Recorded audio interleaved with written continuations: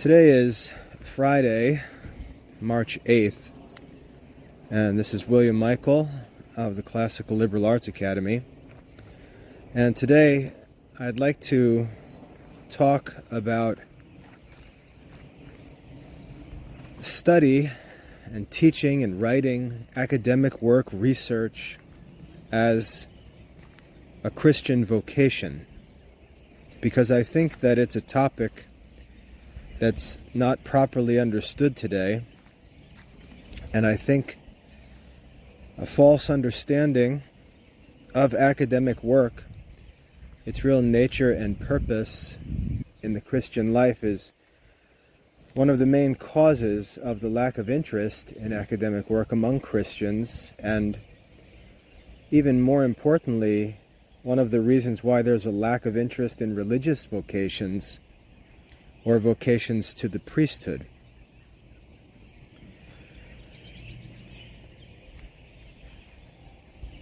So the question is, what should motivate men?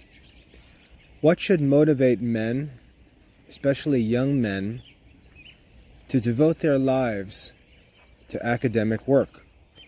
What should motivate men to devote their lives to academic work? And my main answer to that question is, what should motivate a man to devote his life to academic work is the understanding that intellectual activity is the greatest of human actions, and really the only truly human action. And therefore, to undertake intellectual activity, to solve intellectual problems, to fight intellectual fights, is really the noblest work that men can undertake. And I would include religion within this idea of academic work, in the sense that it's not temporal or material. Even though the sacramental life to a degree is material, I think you understand what I'm talking about. We refer to the priesthood as a spiritual ministry, and the material elements are really symbolic, in the sense that they represent spiritual realities. And we're supposed to look beyond the material signs of the Catholic faith, because the real substances are veiled by them. That's the whole nature of the sacramental life. So when I say academic pursuits, I don't simply mean pursuit of work in schools or pursuit of academic jobs. I mean the pursuit of intellectual work, dedication to the service of intellectual problems and needs in our lifetime. And I'd like to make a couple different arguments to support this. First, I'd like to say that we need to think differently about academic work, real academic work, in order for it to be properly respected and appreciated. And I think that I have a proper respect and appreciation for academic work because of my own personal background and history and how I got into intellectual work in the first place. So bear with me as I share a little personal history to introduce the idea that I'd like to share with you. When I was a kid, very young, 5 years old, I was identified as a gifted student, even in kindergarten. When my classmates in kindergarten were learning the names of letters, I was already reading so well that my kindergarten teacher could hand me a book and have me read to the class while she left the room. I was always told as a young child that I was intellectually gifted. And the way that my intellect manifested itself was through humor. I was always a jester. I was always a comedian as a kid. My humor was the product of my intellect, of my wit. So in first grade, I remember my first grade teacher assigning me the role of the jester in the school play and telling me that's the perfect role for you. And so humor, comedy, goofing around, making fun of people, making people laugh was how I used my intellectual gifts. And then in sports, I also found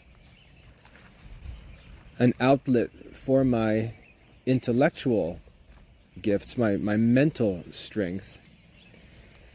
From the time I was 7, I began playing sports. I played baseball and basketball mainly. When I got older, I got into wrestling and football. But I lived in a town that was really great for sports. Edison, New Jersey. It was a great place to grow up as a kid and play sports. There were great recreational leagues. The high school teams were great. And sports were really, as I entered into my teens, they became the focus of my life. Everything I did was oriented around sports. My family's social life was attending my baseball games, going to my football games or a wrestling match. That's what my family did. And it's all I thought about. And because sports were so competitive, whether it was all-star summer baseball or basketball or wrestling or whatever it was, even if it was a pickup game, there were so many athletic kids, there was so much athletic talent that it quickly became obvious that sports, as they become more competitive, become more intellectual. Because everyone can run, everyone can throw, everyone can hit, everyone can tackle. And the challenges of the contests become much more intellectual. It's about dealing with the stress of a game. It's about dealing with sports psychological issues, overcoming slumps, facing a pitcher that you have a bad history with, and so on. It becomes very intellectual.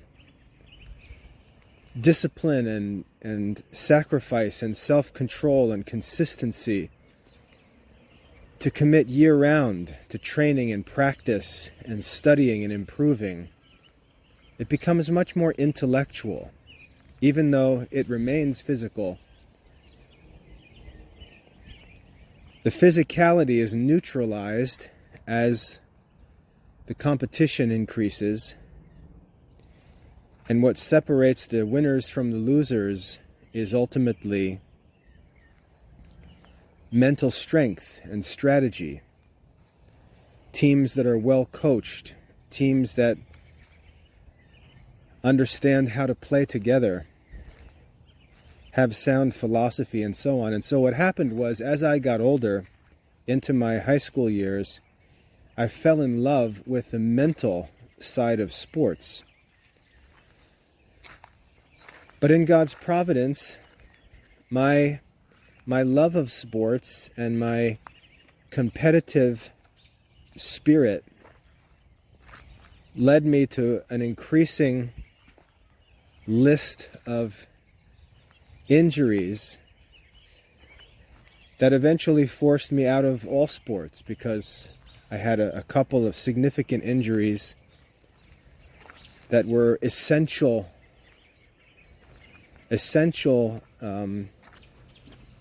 functions that couldn't be performed. I broke a shoulder, couldn't catch anymore, couldn't swing a baseball bat anymore.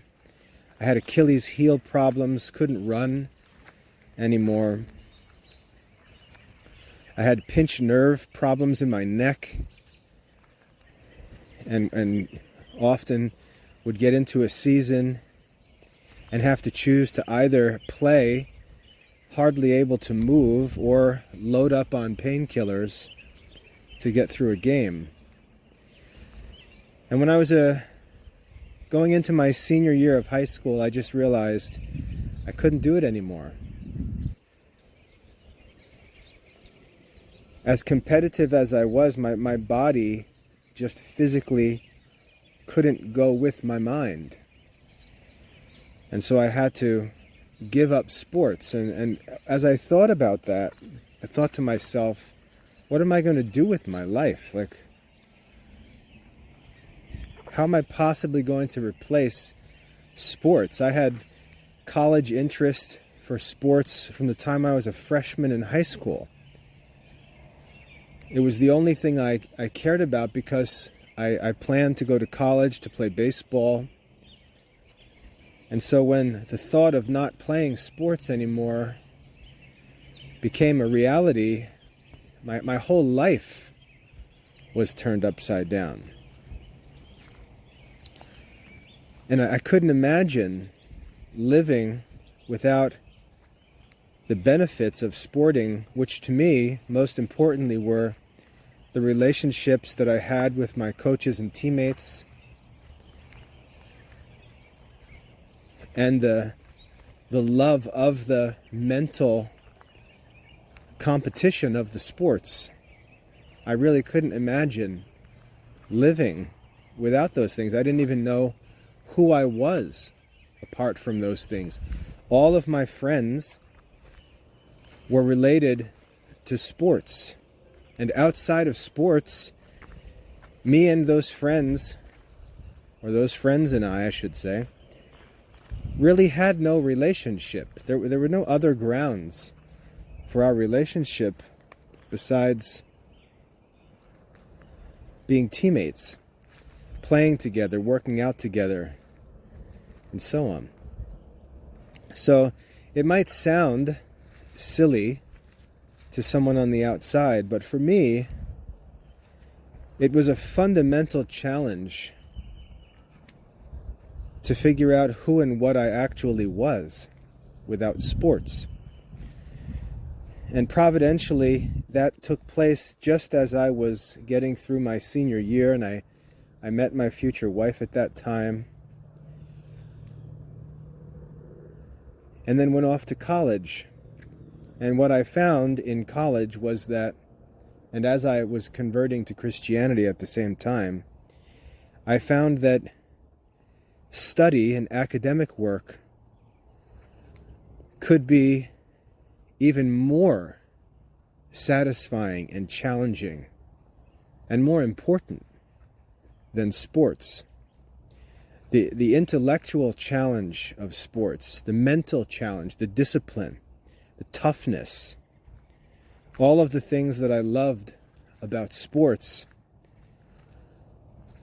were needed for studies. And just as in sports, one could choose to play to win championships or to play for a participation trophy, I understood that one could study for excellence, for the championships, as it were, or one could study for the participation trophy and just collect certificates and degrees without really even needing any skill or success in learning itself. And so I decided to make the contest of the intellectual life my sport.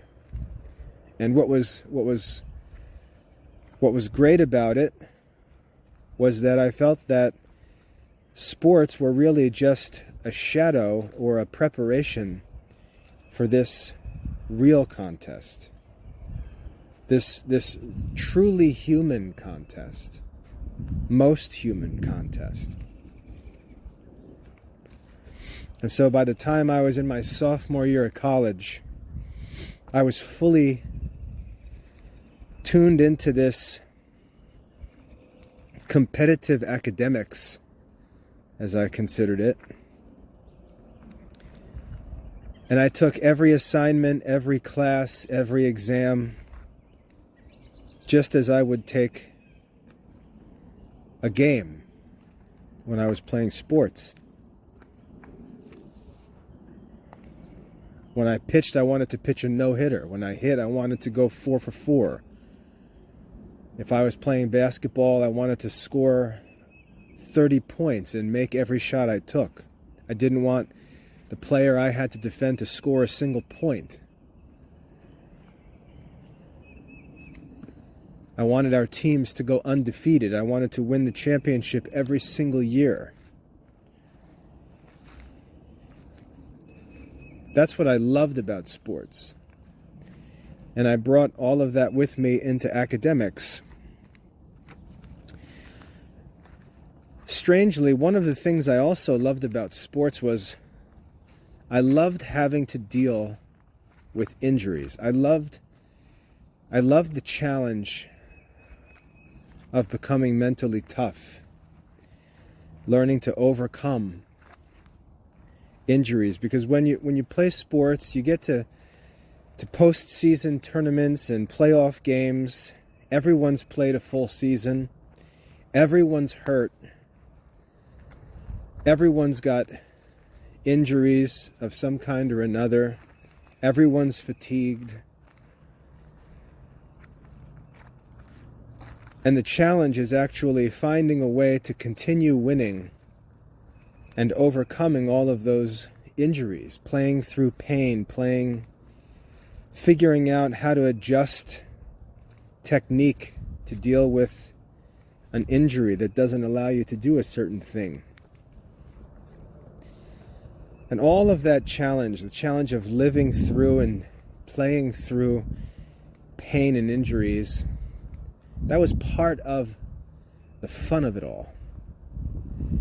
And when I got into academics and started to see that academics could be taken just as seriously and pursued just as competitively as any sports, I realized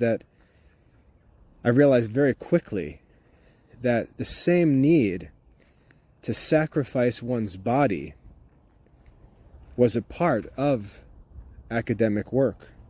The same physical and mental toughness was necessary. Because when there's a lot of study to do, the only way to do it is to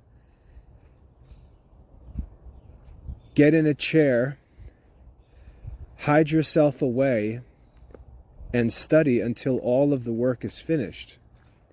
And by the time you're finished, you've got a sore back, neck pains, your hips are sore, your eyes hurt, you've got a headache, you're barely sleeping, you're exhausted, and you realize this academic work is just as physically demanding as any sports competition. And I'm challenged, for the sake of these goals, I should say, I'm challenged to sacrifice my body. I'm challenged to fast, for example, because if I'm not burning a lot of calories, that's one major difference between playing sports is when you play sports, you can enjoy eating a lot. So you take a lot of comfort from food when you're playing sports. But when you're studying, not only do you have to deal with the physical aches and pains and difficulties required by your studies, but you also have to be careful because you can't turn around and eat like a football player. You've got to learn to be temperate at the same time. So it's even more challenging mentally, morally, physically, spiritually, and so on. And you can see where I'm going with this. I think because we have effeminized study, we've made it to be a 9-to-5 job. We've made it to be some comfortable career where teachers complain about their salaries and they talk about their vacation time and health insurance and retirement and all this stuff. It's become an effeminate and unproductive occupation. And that's because the real end of academic work is not being pursued. We're not playing to win. We're not playing to be perfect.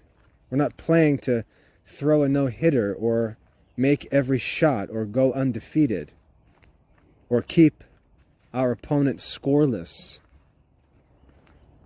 We're just participating. We're just doing what's necessary for a participation trophy. And we have made academic work unattractive to men. We've made it this soft, fussy occupation. But it doesn't need to be such. It can be the most challenging, the most demanding, the most physically exhausting occupation.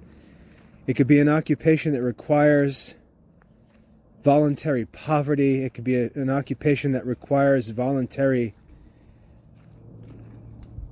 chastity, obedience, fasting, prayer, on and on.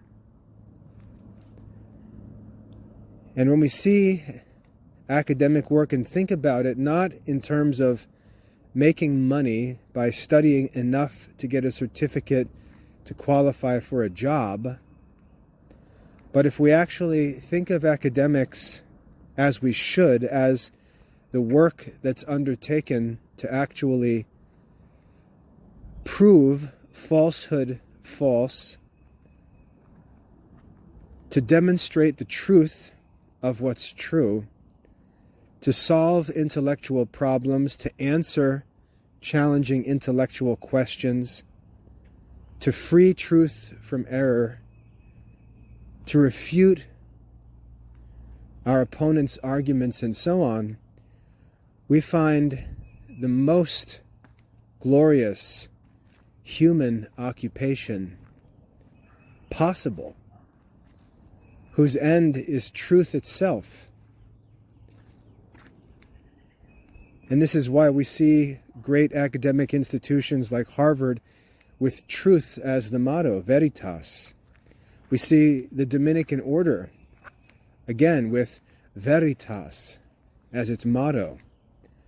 Truth is the ultimate end, the highest human end. Truth. We consider that God himself is a bodiless intellect, a spirit.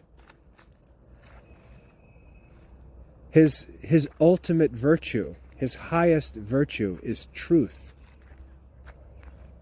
And that virtue, truth, is inseparable from every other virtue. And we can summarize all virtue with the motto, truth. And that's the end of this intellectual life that I'm talking about. Truth is the end, or the goal, of this life that I like to think of as competitive academics. And you can see how if young men or old men would stop treating academics as a way to qualify for a job, if men would stop pretending that all you need is your participation trophy, all you need is to check the minimum requirements, all you need to do is collect the certificate, if we'd stop thinking of academics like that, but think of it more virtuously, think of academic as the pursuit of intellectual perfection, the pursuit of truth, to not only establish the truth in all things, in all fields, in all areas, the truth in answering all questions, to not only establish the truth, but to defend it against all attacks. We'll find in academic work, in real vocational academic work, we'll find the most challenging, most sanctifying, most virtuous occupation possible for man, I think. And if we presented academics in such a way and challenged men to work harder and longer, to sacrifice more, to be tougher, academics would become a most virtuous occupation. I deal with this every day. I'll have a parent contact me and say, oh, hi, we're looking to study, but we've got some questions. Our Johnny, he's 15, but he doesn't like studying on a computer, and he's a visual learner, and he, how many hours is this going to take every day? And we go on, and by the time we're done, Johnny can't read, Johnny can't write, Johnny can't study, Johnny can't do math, Johnny can't study history, Johnny can't.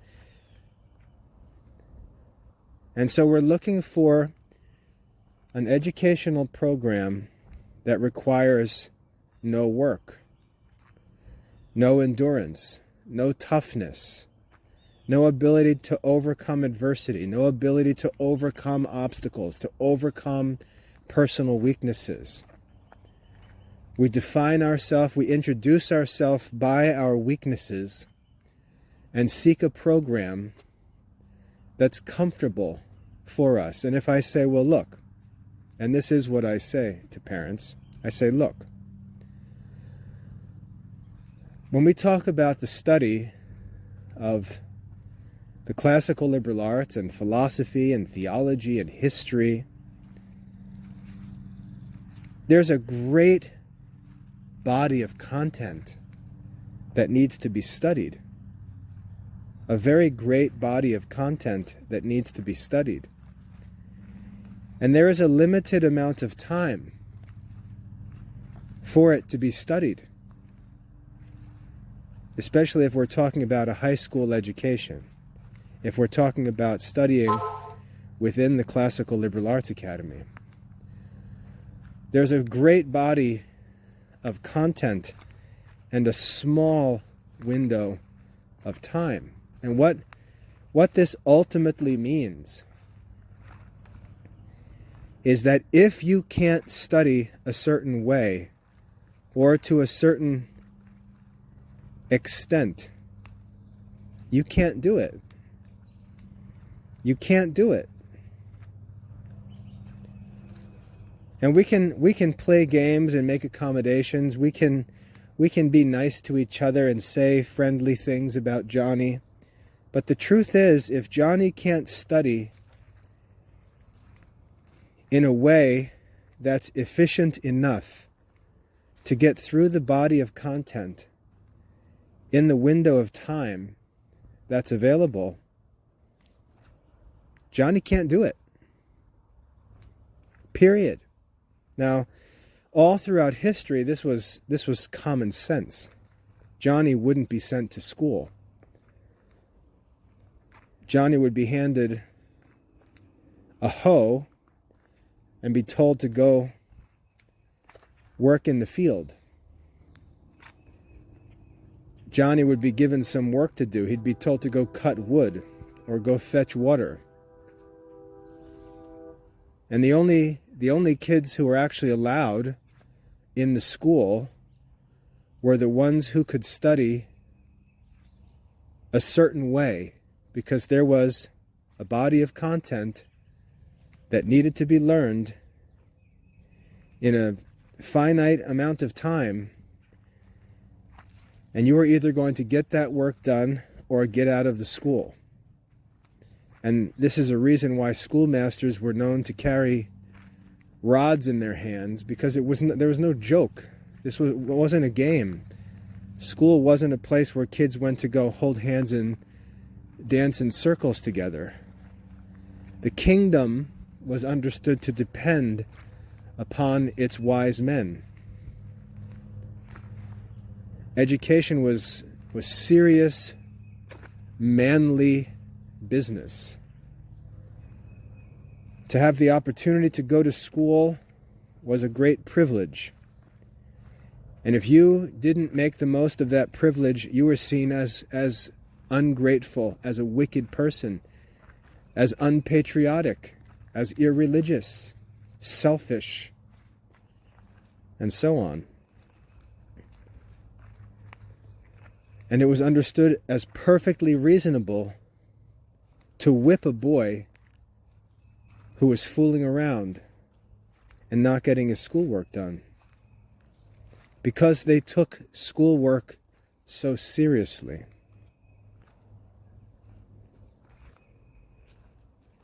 The subjects they taught were serious. Ignorance of them had consequences. Errors in them had consequences. And studying was no joke. And the boys who got to work, took up the toil of academic work, sacrificed the time and the energy, said no thanks to invitations to go play and goof around, but continued to grind and work and study. Those boys were honored in their societies. They're honored in history. We honor them in the church. But we've taken that competitive academic culture, we've taken that sober, masculine culture of academic life and work, and we've thrown it away. We see, in a similar way, this taking place in the American military. And it's easy to understand why this happens. I've got kids in the military, so I get lots of inside stories as to what goes on. But my kids don't fuss about it much, because my kids went into the military for the right reasons. My son joined the Army, my oldest son, because he wants to be an Army Ranger.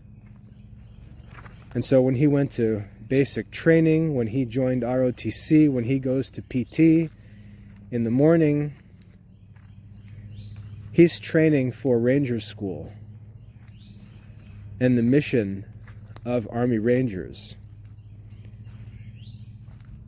And so when you talk about women in the military, gays in the military, lower standards in the military, basic training, accepting overweight kids, all this kind of stuff, my son doesn't care because that's got nothing to do with his military life. He really doesn't care about that.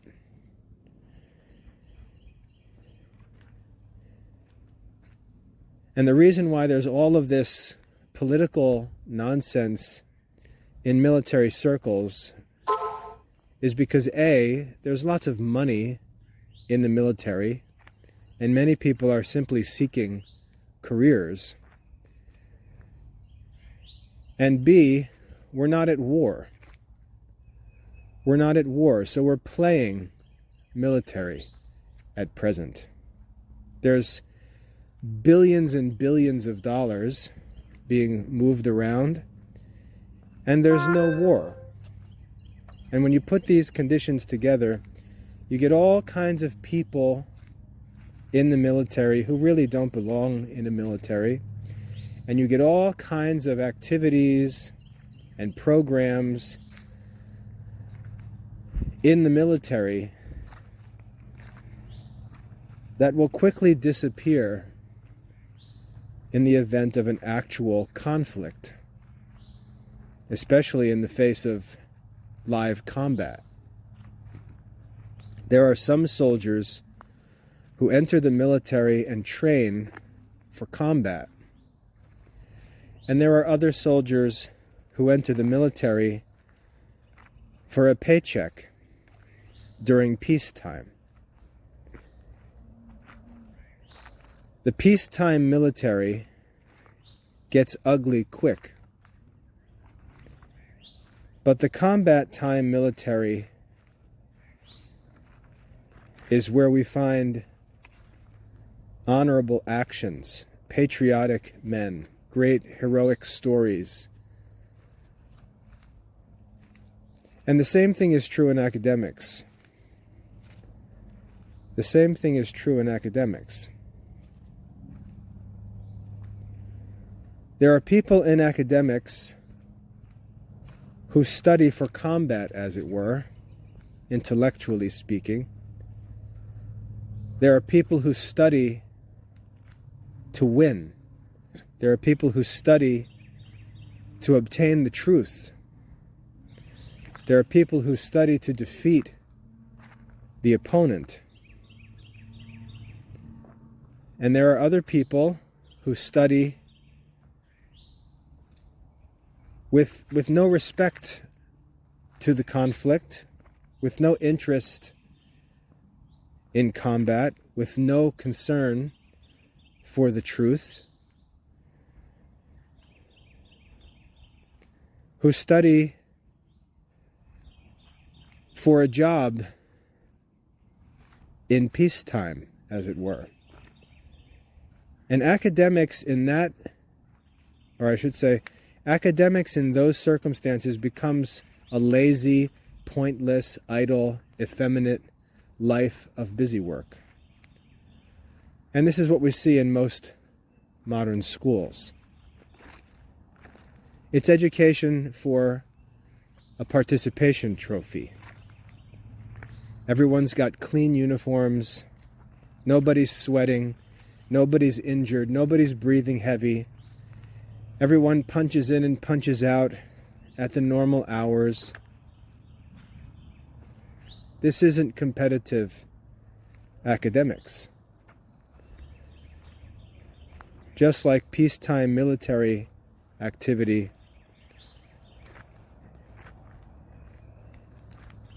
is not real military activity.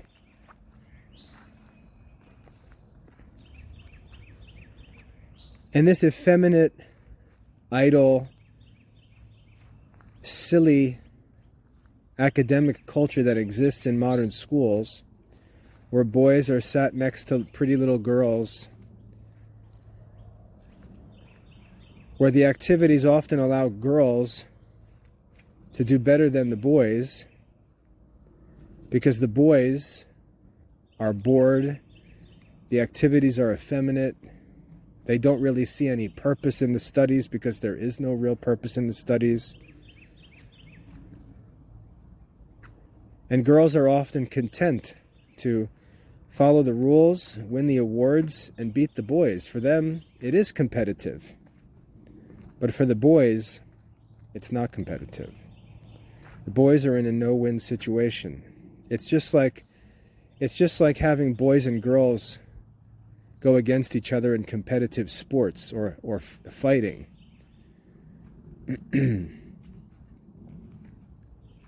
It's a win-win situation for a girl because she'll be praised whether she wins or loses. But if a boy even allows a single point, it'll be an embarrassing loss. And I know some can listen to a talk and listen to me say something like that and pretend to be offended. But these distinctions are real. That's why we have separate teams in every school, at every level. We have boys' teams and girls' teams. Because the average girl cannot compete with the average boy. Yes, you can find an extraordinary girl who can defeat a weak boy. That's true. But the extraordinary boys will obliterate the best girls, and the average boys will not find any competition against the average girls. And so we separate teams into boys and girls. If you go to the military, we'll say, well, are women welcome in the military? Yes, they are. However, they have different standards. There are standards for men and standards for women. Women don't need to have the same times running that the men have. Women don't need to do as many pull-ups. They don't need to do as many push-ups or sit-ups. The standards are lower for women in the military than they are for men. And this has a negative effect on morale. Because a man who has to run a certain distance in a certain time is wearing a uniform that he would take pride in, except that he looks next to him and sees a young lady wearing the same uniform, receiving the same title, the same office, the same pay, and so on, who did not meet the requirement that he had to meet. And this has a negative effect on morale. It makes the military less attractive to young men.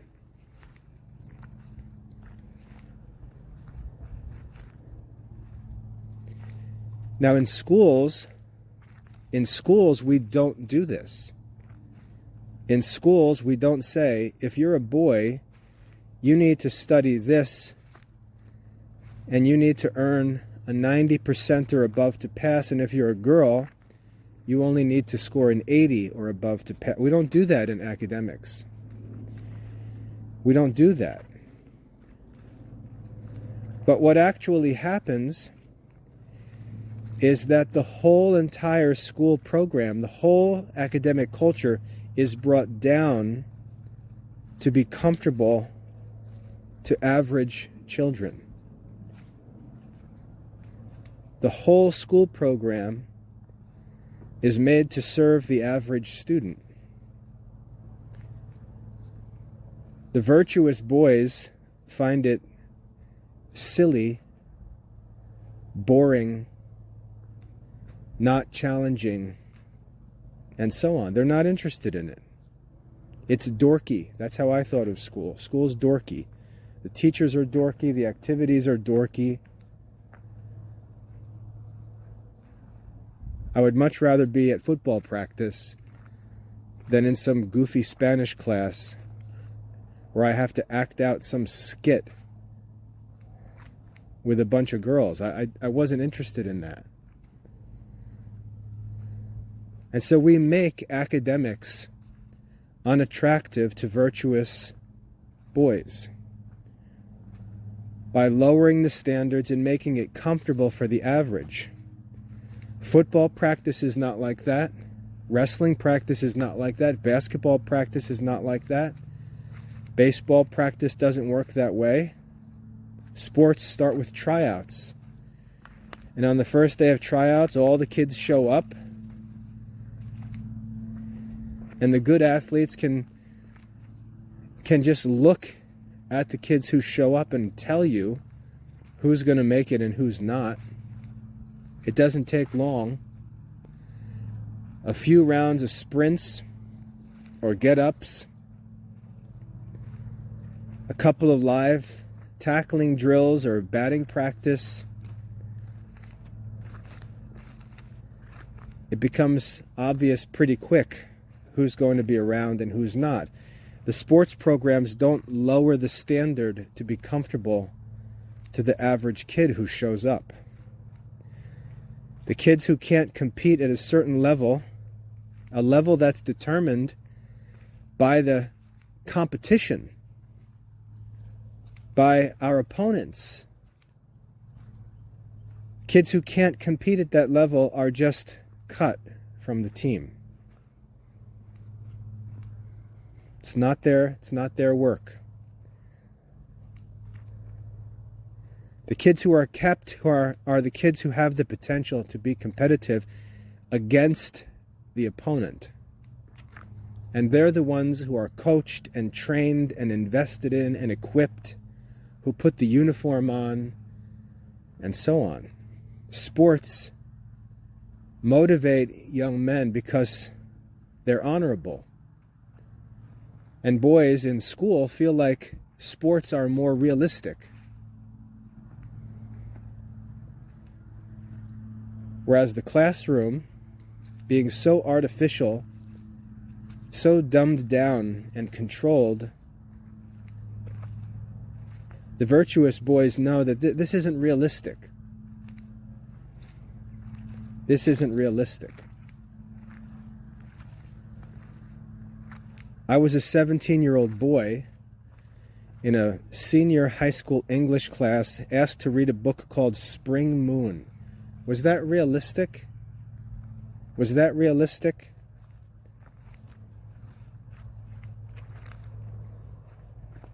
I'd be given a book and sent home over the summer.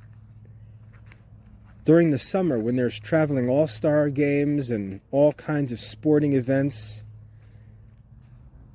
the basketball courts are packed at the parks, and I'd have a teacher hand me a book and tell me I had to read this book. It's just not realistic. It wasn't realistic. I didn't respect it.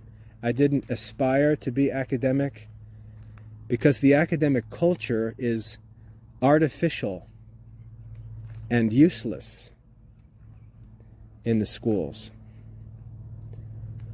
And so, again, for virtuous, competitive young men, it's unattractive. It's stupid. It has no purpose.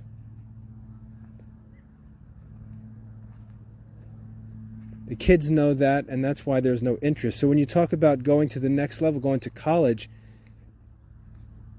it's often the same thing. Or it's too late for kids to realize that there is competition available. It's very difficult, extremely difficult to get into an Ivy League school, and that could have been an honorable goal, but it's almost suppressed by the schools. But gaining admission to the most selective university would have been a driving, motivating challenge to a virtuous young man. Most young men, the only thing that they think about college is that you can win a scholarship, which is challenging and driving and inspiring. but that you could win academic scholarships or that you could gain an ROTC scholarship. It's almost like the schools hide this knowledge from the students for fear of accountability to those standards. The high school teachers don't want to be accountable to teach the kids well enough to help them prepare for admission to a top university or to master the SAT. The teachers love the idea of all their kids graduating and going to average colleges. Again, most teachers are working just to check the box and get the participation trophy every 2 weeks.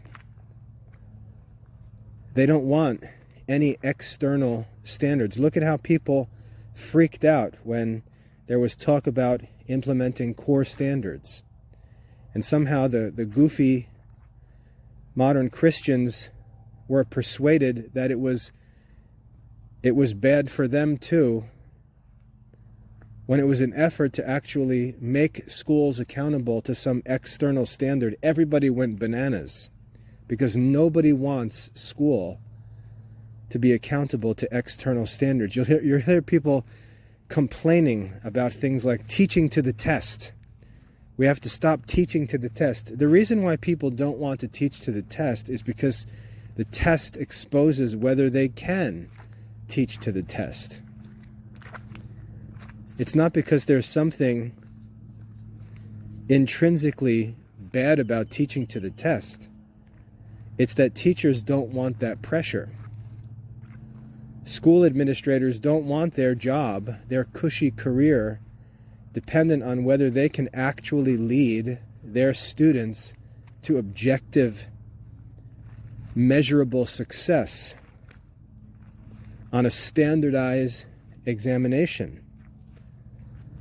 And so they'll fight against it and pretend like there's some kind of virtuous motive to fight against standard examinations or against external curriculum standards, when the reality is that these teachers and administrators don't want to face any kind of contest.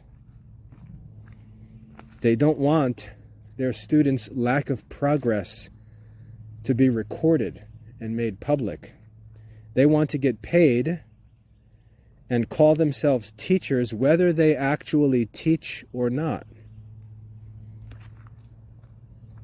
They want to be rewarded for how many years they've been employed, not for how many students they've led to measurable success.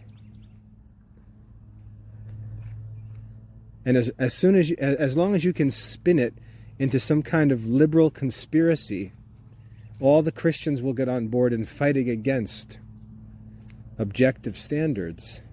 And so you're left with just dumbed down school curriculum, no religious vocations, no priestly vocations, no interest in academics, no study among boys, and so on. And we all stand around wondering what the problem is. And you've got mommy trying to protect Johnny from any uncomfortable activity whatsoever, as she imagines herself to be preparing him for adult male life, where he's going to be dropped into a competitive, capitalistic, secular society that doesn't care if he has a paycheck or not. And mommy's going to make sure that through his entire childhood he never faces a challenge or learns to become resourceful and find ways to overcome his own aversions and weaknesses. He's never going to learn those necessary skills and disciplines.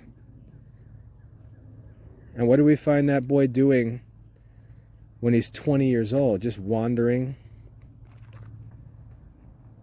unhappy, getting into all kinds of trouble, struggling, they say, struggling with his faith,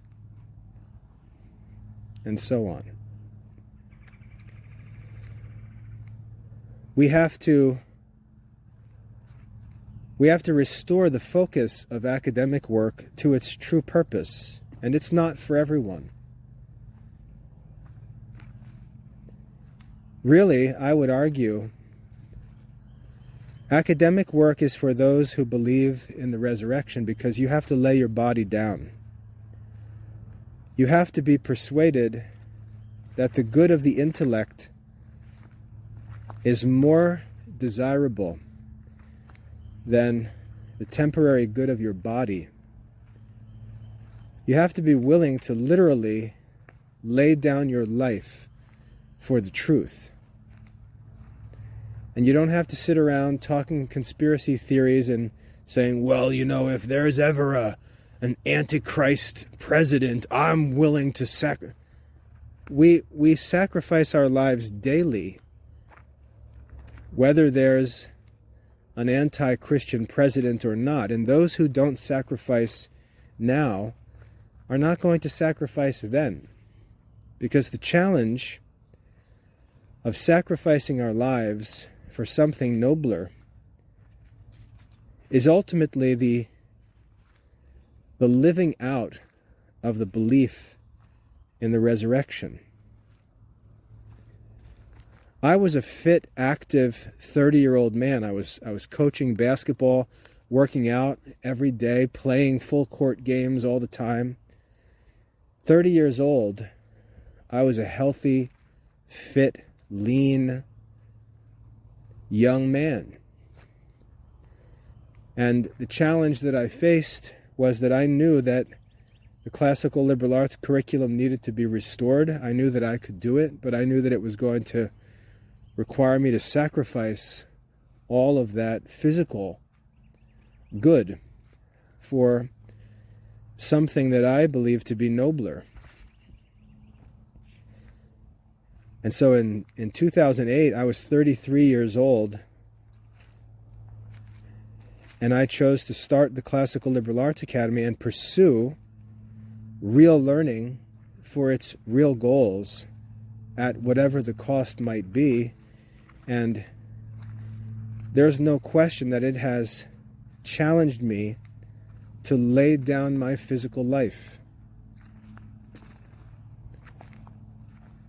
to set aside temporary concerns for things as basic as health, physical fitness, physical attractiveness, and so on. And I'm not saying there's justification to become some ugly, dirty, fat slob, because those are all matters of discipline. But I'm saying to have the time and leisure to devote to physical fitness and training, that time becomes necessary for academic work. And so the physical life is preserved more by looking to sleep as my only daily comfort in this life, and you can't afford to take much of it. As Proverbs warns, a little sleep, a little slumber, a little folding of the hands, and suddenly poverty comes upon you in an instant. So I can take some comfort from my daily sleep. I can't eat, as I said, I can't eat like an athlete. It doesn't matter what my teenage sons have prepared for them or eat. I've got to eat the same one meal a day, every day. I can't afford to get sick. I can't afford to play with different foods. I can't afford to make changes to my diet.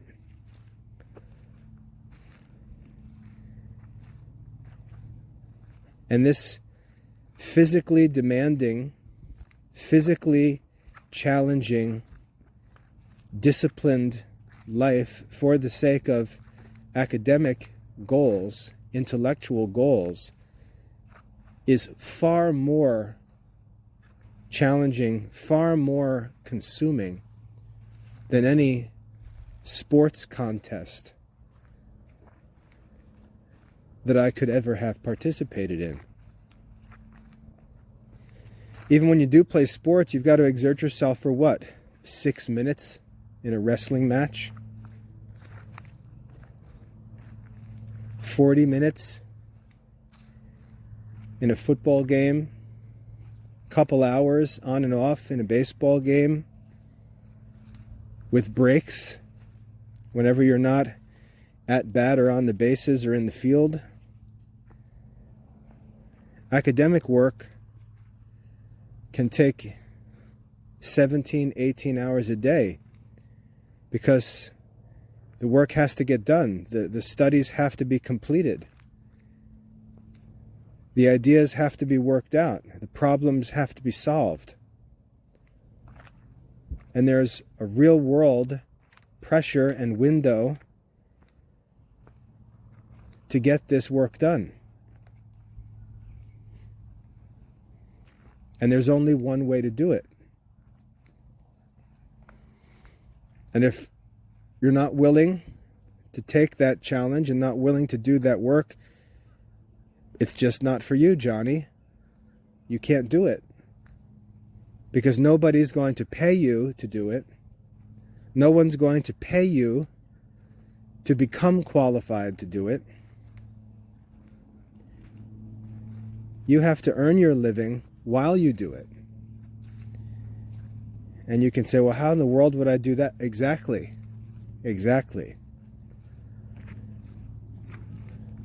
The challenge of that life is for a very small number of men. And that's been true all through history. Go and read what Pope Pius X or Pope Leo XIII have to say about Thomas Aquinas' life, about how he studied through the night, sacrificing sleep to make progress in his learning. And think about that the next time that you say you like Thomas Aquinas. There would be no Thomas Aquinas without personal discipline and sacrifice. He died when he was 49 years old. That's my age.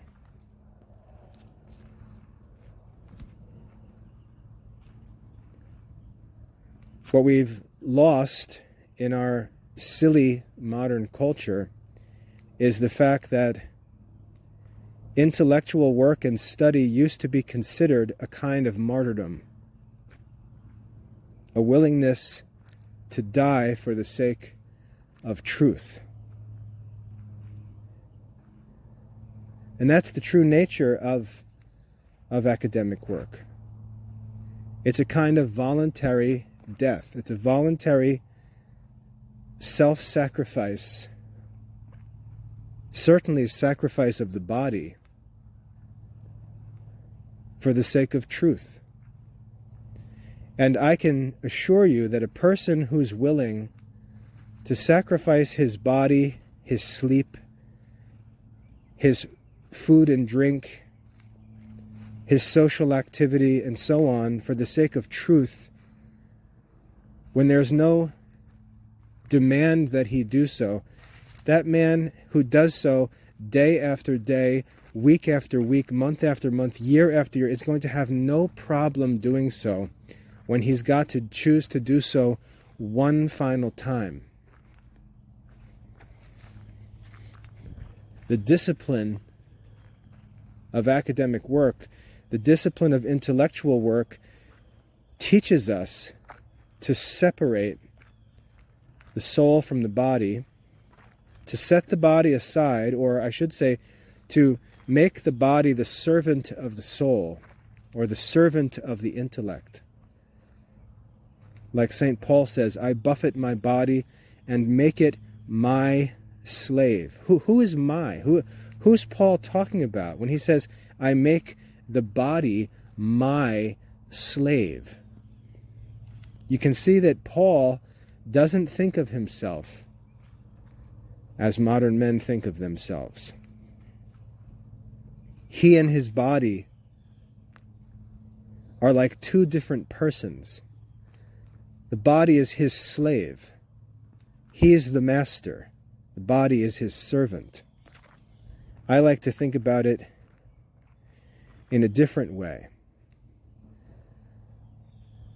On the farm, I have a tractor, and when there's work to be done, I hop in the tractor, and I sit in the tractor as the soul in the body. And I think of the tractor as the body. And the purpose of this tractor is to do the will of the driver. And I use the tractor to work. I use it to dig, to pull, to push. The tractor sometimes breaks because the intensity of the work to get the job done that the driver wants done requires the injury of the tractor, as it were. And that's okay. The tractor is driven by the mind and will and understanding of the driver. And I think of my body as the tractor and my soul as the driver. It doesn't matter how the body feels. The body doesn't have a life of its own. The soul is not the servant of the body. It's not the soul's job to run and fetch ice cream for the body. It's the body's job to serve the soul. And the work of the soul is primarily intellectual or religious work. Not that there's a distinction, but that's the work of the soul. And the body was created by God to serve the human soul. He didn't give us the bodies of oxen. He didn't give us the claws of lions or tigers. He didn't give us long life like tortoises or whales. He gave us bodies that serve the end of our souls. Our bodies are our slaves. Every man is a master who owns a slave. That slave is his own body. And you can look at people and very easily see whether a man is the master of his body or whether his body runs the show. That's why the sin of gluttony is considered the first sin to be fought against, because it's one of the only sins that is manifest externally. And so we see in modern society, we see the fat scholar. We see the G.K. Chesterton, this big, obese, witty man. But that's not true scholarship. That's not a life in order. There are some people who try to make the argument that Thomas Aquinas was some big, obese guy. Go read St. Thomas's teaching on fasting, and you'll have to conclude that either A, this modern fat guy view of Thomas Aquinas is false, or B, Thomas Aquinas is the greatest hypocrite in church history.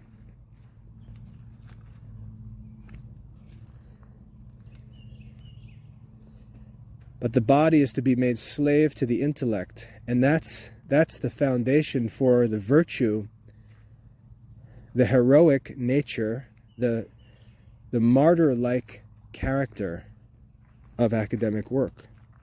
And you can see how people are averse to it. I don't like to study that long. I can't read for long. I get tired. I get bored.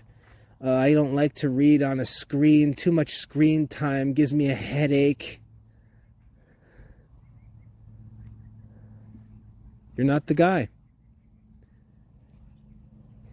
And yet, if somebody threw a soccer ball out in the field we'd have guys willing to twist ankles, play for hours, sweat, tear their clothes, cut their arms and legs, no problem. But put a book on the table and you see the effeminacy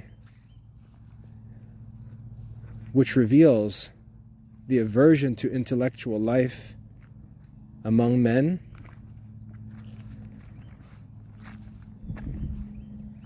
And many of the men who are breaking themselves in the pursuit of some temporal interests would have and should have, and maybe still could, find a much more satisfying end in offering their bodies not in exchange for some other temporary benefits, which is vanity, but for something that lasts forever, which actually makes sense. It doesn't make sense to trade your body for a trophy, which is temporary. It does, however, make sense to trade your body, which is temporary, for something that's eternal.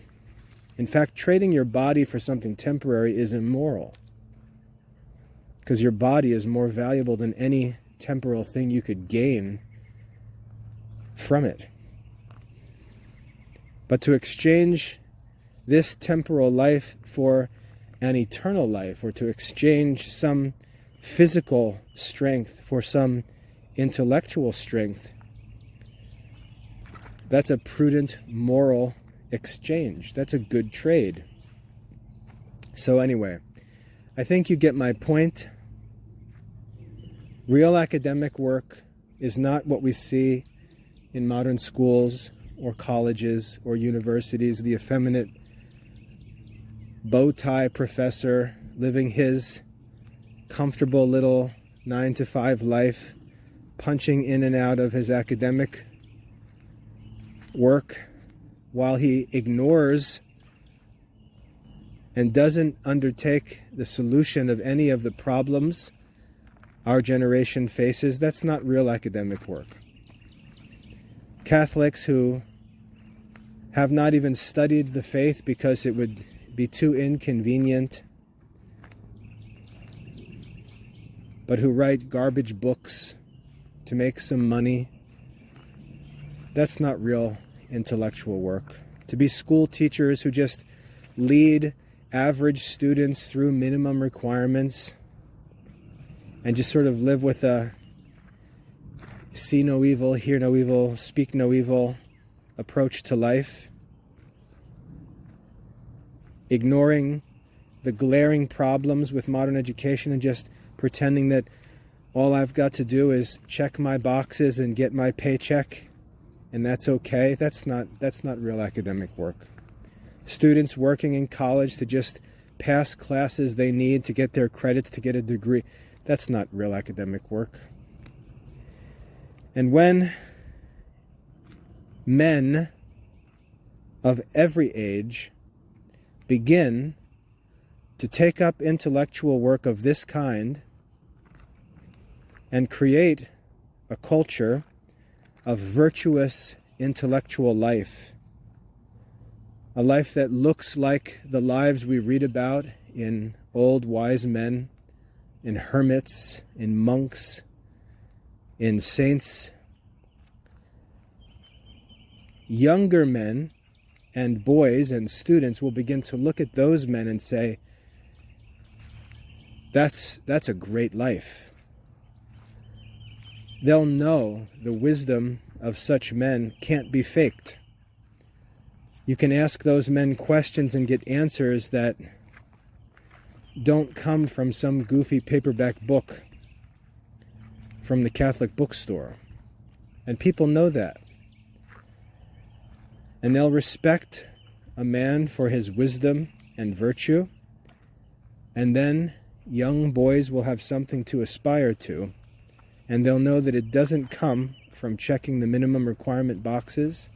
It doesn't come with a college degree, even though such a man has no problem picking up college degrees along the way. So don't fall for that false dilemma where people make excuses to not undertake formal studies.